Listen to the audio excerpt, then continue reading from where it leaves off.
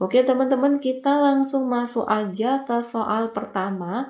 Di sini ada beberapa penyanyi dapat bermain piano. Kemudian semua pemain piano adalah seniman, teman-teman. Oke. Berarti di sini ada pernyataan pertama dan ada pernyataan kedua. Pernyataan pertama adalah beberapa penyanyi dapat bermain piano. Kemudian pernyataan kedua adalah semua pemain piano adalah seniman. Jadi kesimpulannya apa nih, teman-teman?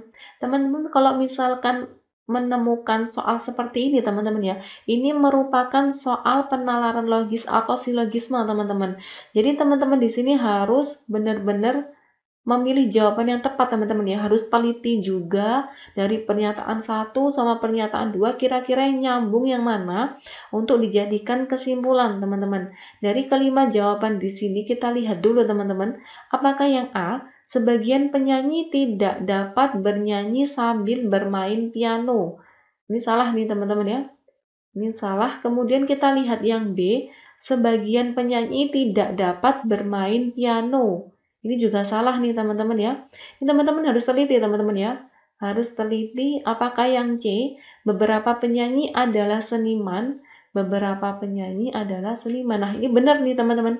Ini benar. Kemudian apakah yang D, semua penyanyi dan seniman dapat bermain piano? Ini salah nih, teman-teman. Kemudian tidak dapat ditarik kesimpulan, ini juga salah. Nah, berarti pada pernyataan pertama dan pada pernyataan kedua, ini bisa disimpulkan bahwa beberapa penyanyi adalah seniman. Berarti jawabannya yang C, teman-teman ya.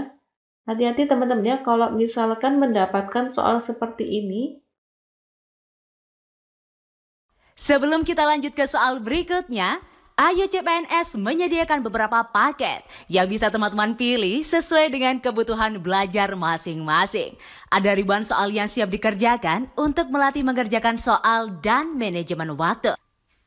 Link dan informasi lebih lengkap bisa cek di deskripsi ya. Oke teman-teman, kita langsung masuk ke soal berikutnya. Di sini ada semua guru dapat mengajar. Kemudian beberapa guru sejarah adalah seorang seniman. Jadi kesimpulannya apa nih? Oke, nanti kita tulis dulu di sini sebagai pernyataan pertama atau semua guru dapat mengajar ini P1.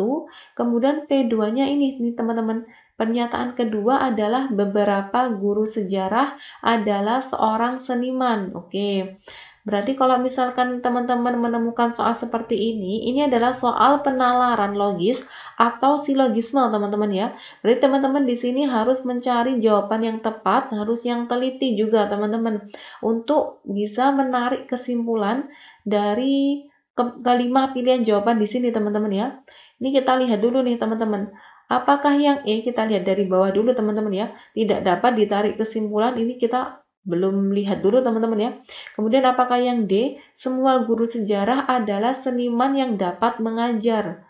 Semua guru sejarah adalah seniman, ini salah nih teman-teman ya. Ini salah. Kemudian yang C, semua seniman juga dapat mengajar. Ini juga salah nih teman-teman. Ini teman-teman harus teliti teman-teman ya, apakah nyambung dari pernyataan pertama sama pernyataan kedua, ini harus benar-benar teliti. Apakah yang B, semua guru sejarah adalah seniman? Nah, ini juga salah nih teman-teman. Kemudian kita lihat yang A, beberapa seniman dapat mengajar. Nah, ini benar nih, beberapa seniman dapat mengajar, bisa jadi menjadi guru sejarah atau yang lain begitu teman-teman ya. Berarti jawaban yang benar ini yang A teman-teman.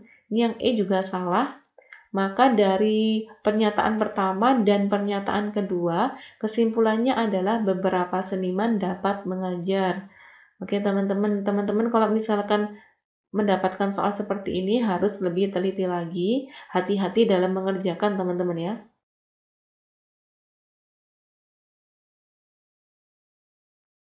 Oke teman-teman, kita langsung masuk ke soal berikutnya.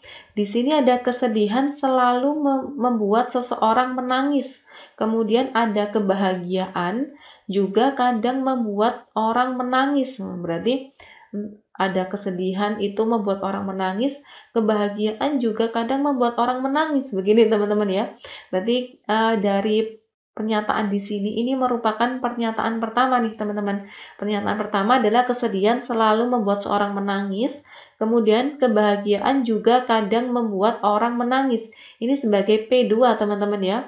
Berarti kesimpulannya gimana nih? Nah, dari soal seperti ini teman-teman ya, ini termasuk soal itu teman-teman, termasuk soal penalaran logis atau silogisme teman-teman. Jadi teman-teman kalau menemukan soal seperti ini harus hati-hati, teliti, harus benar-benar dilihat dari kelima jawaban di sini, yang nyambung yang mana nih dari pernyataan pertama dan pernyataan kedua yang nyambung dengan soal teman-teman ya.